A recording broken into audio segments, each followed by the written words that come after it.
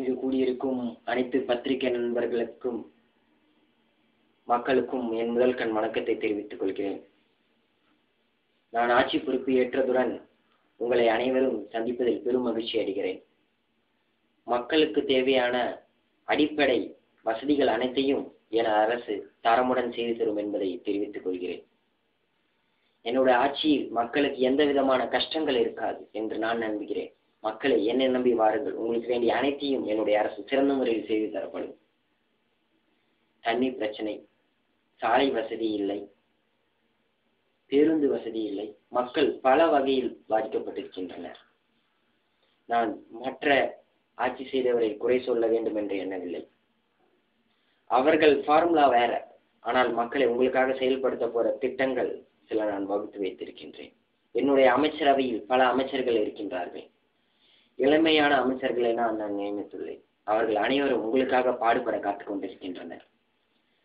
எல்லா அரசியல்வாதி மாதிரி எனக்கு பேச தெரியாது. ஆனால் நான் செயல் மூலமாக அனைத்தையும் உங்களுக்கு செய்து காட்டுவேன். நான் படித்துவிட்டு வேலை இல்லாத இளைஞர்களை குறித்து பேச விரும்புகிறேன். உங்கள் அனைவருக்கும் அரசு வேலை என்பது ஒரு முக்கியமான வேலையே அல்ல. அரசை நம்ப வேண்டாம். உங்கள் அனைவருக்கும் ஒரு தொழிலை இந்த அரசு செய்து தரும். அது அரசு வேலையாக நீங்கள் எடுத்துக்கொள்ள தேவையில்லை. ஒரு சுய தொழிலாக நீங்கள் கருதினால் போதும். உங்கள் வருமானம் இந்த நாட்டிற்கு மட்டுமல்ல, இந்த உலகத்திற்கே ஒரு நல்ல எடுத்துக்காட்டாக விளங்கும். நம் இந்தியா இப்ப எவ்வளவு கஷ்டப்பட்டு இருக்கு, அது உங்களுக்கே தெரியும். இந்தியாவுக்கு வேண்டிய எல்லாமே நம்ம நாட்டில் இருக்கு, குறிப்பாக நம்ம தமிழகத்தில் இருக்கு. ஆனால் மக்களை சிறந்த மொழியை பயன்படுத்த வேண்டும். நான் ஆட்சிக்கு வந்ததுடன் செயல்படுத்த வேண்டிய அதிரடி திட்டங்களை இப்போது நான் உங்களுக்கு தெரிவிக்கின்றேன். சொகுசு பேருந்து, deluxe bus, AC bus, AC bus. அது மக்களுக்கு இப்ப தேவையே இல்லை. ஏன்? ஒருத்தனுக்கு 2000 ரூபா தான் சம்பளம். 2000 ரூபா தான் சம்பளம். போய் வரதுக்கு அவனுக்கு ஒரு நாளைக்கு பஸ் சார்ஜ் 20 ரூபா ஆகும். எங்க போ? அதனால் என்னுடைய அரசு டீலக்ஸ் பஸ் திட்டத்தை கைவிடுகிறது. என்னுடைய ஆட்சியில் டீலக்ஸ் பஸ் என்பது இல்லை. மக்களுக்கு சாதாரண பேருந்து 2 ரூபாய் டிக்கெட் முதல் தான். ஏறணும்னே 5 ரூபா 7 ரூபா கிடையாது. மக்களின் நிலையை புரிந்து கொண்டு என்னுடைய அரசு செயல்படும். சத்துணவு திட்டம் சிறந்த திட்டம். தமிழகத்தில் இந்திய வரலாற்றில் இல்லாத ஒரு திட்டம் சத்துணவு திட்டம். படிக்கும் குழந்தைகளுக்கு ஆரோக்கியமான உணவை தருவது. ஆனால் சில காலங்களாக உணவு சரியில்லை. சில காலங்களாக அந்த குழந்தைகளுக்கு சத்தான உணவை எனது அரசு தரும். முட்டை கொடுக்கறது பெரிய விஷயமே இல்லைங்க. முட்டை கொடுக்கறது ஒரு பெரிய விஷயமே இல்லை. முட்டை யார் வேணா கொடுக்கலாம். ஆனா சத்தான உணவுகள் தரமான முறையில் சமைத்து தர வேண்டும். நான் அனைவருக்கும் ஒரு ஆணை இடுகிறேன். சத்துணவு ஊழியர்கள் அனைவருக்கும் நான் கூறிக்கொள்ள ஆசைப்படுகிறேன். குழந்தைகளுக்கு தேவையான அனைத்து உணவையும் ஆரோக்கியமாக சமையுங்கள். உங்கள் பிள்ளைக்கு சமைப்பூர் சமையுங்கள். ஊர் மக்களுக்கு சமைப்பூர் சமைக்காதீர்கள். சிறந்த முறையில் சமைத்து தர வேண்டும். அதில் யாராவது ஏதாவது குளறுபடியோ ஏமாற்றமோ செய்வதாக எனது அரசு கண்ணோட்டத்துக்கு தெரிய வந்தால் உடனடியாக அவர்கள் வேலையை விட்டு நீக்கப்படுவார்கள் என்பதை இந்த அரசு உறுதியுடன் தெரிவித்துக் கொள்கிறது. டாஸ்மாக் திட்டம் அடுத்ததாக. எத்தனை இளைஞர்களுடைய வாழ்க்கை கேள்விக்குறியாக இருக்கிறது. ஏன்? அதனால் என்னுடைய அரசு டாஸ்மாக் திட்டத்தை கைவிடுகிறது. 4 பேர் குடிச்சு வர காசு இந்த தமிழ்நாட்டுக்கு தேவையில்லை. எந்த மக்களுக்கும் அதை வச்சு சேவை செய்ய வேண்டிய அவசியமும் இல்லை, தேவையில்லை. ஒரு 10 பேர் குடிக்காம இருந்தா அந்த 10 குடும்பம் நல்லா இருக்கும். சேர்த்து பாருங்க, தமிழ்நாட்டில் எவ்வளவு பேர். அதனால் அந்த திட்டத்தை தமிழ்நாடு கைவிடுகிறது. எனது ஆட்சியில் டாஸ்மாக் திட்டம் என்பது இருக்காது. டாஸ்மாகில் வேலை செய்த ஊழியர் அனைத்தும் எனது அரசு வேறொரு துறையில் நல்ல ஒரு பதவி வழங்கப்படும் என்பதை நான் உறுதிபட தெரிவித்துக் கொள்கிறேன். விவசாய மக்கள் அனைவரும் விவசாயத்தை சிறந்த முறையில் நடத்துவதற்கு என்னுடைய அரசு இலவச மின்சாரம், குடிநீர் அனைத்தையும் எனது அரசு செய்து தரும். மக்களை, நீங்கள் யாரை குறித்தும் கவலைப்பட தேவையில்லை. என்னை நம்பி வந்து விட்டீர்கள். என்னை நம்பி நீங்கள் வாக்களித்து விட்டீர்கள். அது ஒன்று போதும். அதுக்கப்புறம் அரசு அதிகாரிகளுக்கு ஒன்று கூறிக்கொள்ள விரும்புகிறேன். உங்களிடம் நாடி வரும் மக்கள் ஏதாவது ஒரு கோரிக்கை, ஒரு மனு கொண்டு வரும்பொழுது அவர்கள் மீது தனியா ஒரு கான்சன்ட்ரேஷன் எடுத்துக்கோங்க. அவங்க யாரை நம்புவாங்க? நம்மளை நம்பிதான் உட்கார வச்சிருக்காங்க.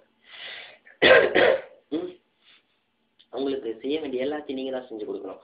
உங்கள் மீது ஏதாவது குறை இருப்பதாகவோ என் அரசுக்கு தெரிய வந்தால் எந்த அதிகாரியாக இருந்தாலும் அவர்களை உடனடியாக பதவி நீக்கம் செய்யும் என்னுடைய அரசு. எல்லா அரசு அதிகாரிகள், ஒரு பியூன்ல இருந்து IAS வரையும் யாராவது எந்த அரசு அதிகாரியாவது தவறு செய்வதாக என் கண்ணோட்டத்துக்கு தெரிய வந்தால் உடனடியாக அவர்கள் பதவி விலக்கப்படுவார்கள். மக்கள் அனைவரும் சந்தோஷமாக 10 ரூபாய் கிடைச்சாலும் அது சந்தோஷமா இருக்கணும். ரேஷன் கடை, ரேஷனில் உங்களுக்கு தேவையான அனைத்து அத்தியாவசிய பொருட்களையும் என்னுடைய அரசு வழங்கும். தரமான பொருட்களை என்னுடைய அரசு வழங்கும். எல்லா மக்களுக்கும், அடித்தட்டு மக்கள் முதல் மேல் ஜாதி மக்கள், ஏன் ஜாதி, இனிமே என்னுடைய அரசியல் ஜாதி என்பதே கிடையாது. மக்கள் ஒன்றை நன்றாக புரிந்து கொள்ள வேண்டும். இன்னும் அரசு பதிவேட்டுகளில் யூனிஃபார்ம்ஸ், அரசாங்கத்திலிருந்து பெறப்படும் விண்ணப்பங்களில் ஜாதி என்ற இது காலமே இருக்காது. ஜாதியே கிடையாது. நமக்கு இருக்கிறது ஒன்று ஆண் ஜாதி, ஒன்று பெண் ஜாதி. ஜாதி என்பதை என்னுடைய அரசியல் கிடையாது. மக்களுக்காக உழைப்பதுதான் என்னோட திட்டம். இங்கு அமைந்திருக்கும் அனைத்து அமைச்சர்களும் உங்களுக்காக பாடுபடுவார்கள். காவல்துறை நண்பர்களுக்கு ஒன்று கூறிக்கொள்ள ஆசைப்படுகிறேன். என்னடா இவன் ஆட்சிக்கு வந்தவன அந்த இந்த ரூலாம் போறான். மக்களுக்கு எது நல்லதோ அதுதான் என் அரசு செய்யும். மக்கள் வேண்டான்றாங்களோ அதை நான் செய்யவே மாட்டேன். மக்களை உங்களுக்கான முழு அதிகாரத்தை நான் தருகின்றேன். என்ன பிடிக்கலனா கூட எழுந்து வெளியே போடான்னு சொன்னா கூட நான் போறதுக்கு தயார். உங்களுக்கு பிடிக்காததை எதுவும் என் அரசு செய்யாது. உங்களுக்கு வேண்டிய அனைத்து கோரிக்கைகளும் இங்கிருந்து அமைச்சர்கள் மூலமாக, ஒவ்வொரு அதிகாரிகள் மூலமாக நிறைவேற்றி தர வேண்டும் என நான் ஆணையுடன் தெரிவித்துக் கொள்கிறேன். காவல்துறை நண்பர்களே, அவர் கீழே, மக்களுக்கு கீழே வேலை செய்யறவங்க நீங்க. அவங்களை நீங்க ஓவரா ஃபோர்ஸ் பண்ணக்கூடாது. கண்டிப்பா இதை செய்யணும். அவங்க கையில் லைசன்ஸ் இல்லை, 100 ரூபா கொடு, 500 ரூபா கொடு, 1000 ரூபா கொடு. நானும் பார்த்துருக்கேன். தேவையில்லை. இனிமே மக்களுக்காக தான் நீங்க, ஓகேவா? அவங்களுக்காக தான் நீங்க உழைக்கணும். அவங்க கொடுக்குற வரி பணம் தான், ஓகேவா? அவங்களுக்கே ஒழுங்கா வேலை செய்யுங்க. அவங்கள மதிக்க கற்றுக்கோங்க. மக்களுக்கு எது நல்லதுன்னு அதை மட்டும் செய்யுங்க, ஓகேவா? எனது அரசியல் காவல்துறை அதிகாரிகள் யாராவது லஞ்சம் வாங்குவதாகவோ, லஞ்சம் வாங்க தூண்டுகோலாக இருப்பதாகவோ என் கண்ணோட்டத்துக்கு தெரிய வந்தால் அவர்களை நிரந்தரமாக பணி நீக்கம் செய்யும் இந்த அரசு. பணி நீக்கம் மட்டுமல்ல, அவர்கள் மீது குற்றம் ஆதாரபூர்வமாக நிரூபிக்கப்பட்டால் அவர்களை சிறையில் அடைக்கவும் இந்த அரசு தயங்காது. என்னுடைய அமைச்சரவையில் நீதித்துறை முதல் அனைத்து துறையும் சிறந்தான இளமையான அமைச்சர்களை அமைத்துள்ளேன். அவருக்கு ஆலோசனை வழங்க முதுமையான அமைச்சர்களையும் அமைத்துள்ளேன். தமிழகத்தில் ஒரு சிறந்த ஆட்சியை மக்கள் காணப்போகிறார்கள். இனிமே அரசு ஊழியர்களுக்கு அனைவருக்கும் நான் தெரிவித்துக் கொள்கிறேன். போனஸ் எல்லா வகையிலும் போனஸ். நீங்க நம்ம தமிழ்நாட்டுக்கு நீங்க செய்யற ஒவ்வொரு லாபமும் உங்களுக்கு போனஸ். தமிழக மக்களை நீங்கள் ஒன்று தெரிவித்துக் கொள்ளுங்கள். இலவசமாக யாருக்கு எதுவுமே கிடைக்காது. இலவசமா உங்களுக்கு யாருமே எதுவும் தரமாட்டா. யார் இலவசமா தருவா? யாரை இலவசமா தருவாங்க? அவன் இலவசமா தரான், அவனுக்கு ஒரு ஓட்டு. இவன் இலவசமா தரான், இவனுக்கு ஒரு ஓட்டு. எதுக்கு? தேவையே இல்லை. உங்களுக்கு நல்லது செய்யறானா உங்க வரிப்பணம் தாங்க அவன் இலவசம்ன்றான். யார் உங்களுக்கு இலவசமா தரான்? ஒருத்தன் கூட இலவசமா தர மாட்டாங்க. உங்க வரிப்பணத்தை அவன் வைத்துக் கொண்டுதான் உங்களுக்கு அது இலவசம் என்கிறான். அதை நம்பி நீங்கள் ஏமாற வேண்டாம். என் ஆட்சியில் உங்களுக்கு அந்த ஏமாற்றமே இருக்காது. உங்கள் வரிப்பணத்தை நான் சிறந்த முறையில் செலவு செய்வேன். நீங்கள் கொடுக்கின்ற ஒவ்வொரு ரூபாயும் நான் கணக்கு வைத்துக் கொண்டிருப்பேன். நீங்க எப்ப கேட்டாலும் அந்த கணக்கை நான் காட்ட தயார்.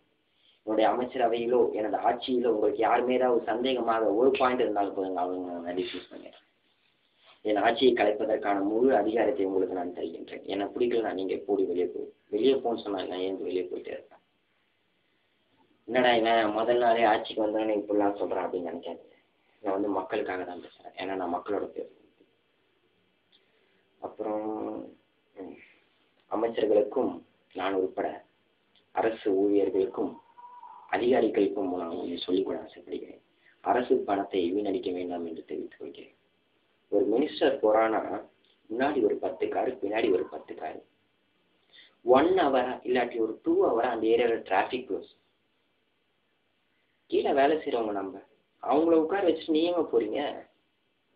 என்னோட ஆட்சியில் அனைத்து அமைச்சர்களுக்கும் ஒரு வாகனம் தான், ஒரு வண்டி தான்ப்பா. அதிகாரிகள் முதல் அமைச்சர் வரை எனக்கு வர ஒரு வண்டி தான். டிராபிக் இனிமே க்ளோஸே கிடையாது. எந்த நேரத்துல வேணாலும் டிராபிக்ல நின்று போட்டேன். யாரா இருந்தாலும் டிராபிக்ல நின்று போட்டேன். எல்லாரும் கடவுள் படைப்பில் அனைவரும் ஒன்றுதான். உங்களுக்கு கீழே வேலை செய்யறவங்க நாங்க. உங்களுக்காக பாடுபடதான் இந்த அரசு காத்து கொண்டிருக்கிறது. அதுக்கப்புறம் முதியோர்கள், அவருக்காக சிறப்பு திட்டங்களை அரசு வைத்திருக்கிறது. பள்ளி செல்லும் பிள்ளைகள், குறிப்பாக கல்லூரியிலும் பள்ளிகளிலும் செல்போன் தடை செய்யப்படும். இந்த சட்டம் உடனடியாக அமலுக்கு வரும் என்பதை நான் எதிர்பார்த்து கொண்டிருக்கிறேன். ஏனென்றால் இளைஞர்கள் பல வகையில் சீரழிந்து விட்டுக் கொண்டிருக்கிறார்கள். எனவே என்னுடைய அரசு பள்ளிகளிலும் கல்லூரிகளிலும் குறிப்பாக 18 வயது கீழே இருக்கும் யாரும் செல்போன் யூஸ் பண்ணக்கூடாது என்பதை என் அரசு ஒரு சட்டமாக வெளிவரும் என்பதை விரைவில் நீங்கள் எதிர்பார்க்கலாம். மக்களுக்கு தேவையான அனைத்து கோரிக்கைகளும் நிபந்தனைகளையும் நீங்கள் உடனடியாக அதிகாரிகளை தெரிவிக்க வேண்டும். தெரிவித்தால்தான் இந்த அரசு அதை சிறந்த முறையில் செயல்படுத்தி தரும். உங்களுக்கு இனிமேல் எந்த விதமான கவலையும் தேவையில்லை. உங்கள் வீட்டு பிள்ளையாக என்னை நினைத்துக் கொள்ளுங்கள். இந்த அரசு உங்களுக்காக சேவை செய்ய வேண்டும் என வந்திருக்கும் அரசு.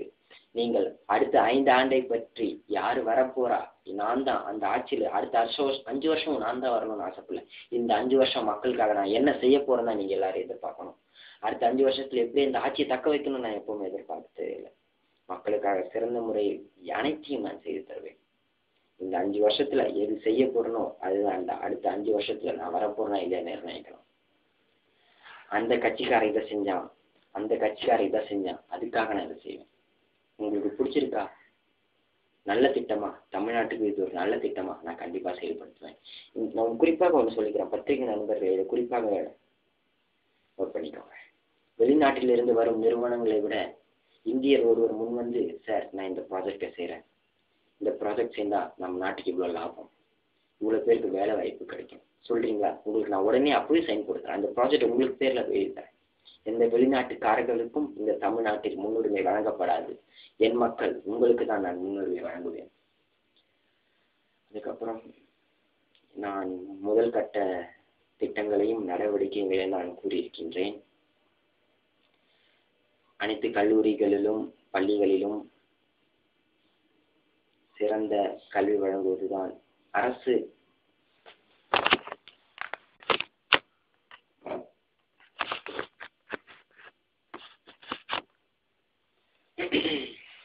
அனைத்து அரசு பள்ளிகளிலும் சிறந்த கல்வி வழங்கப்படும்.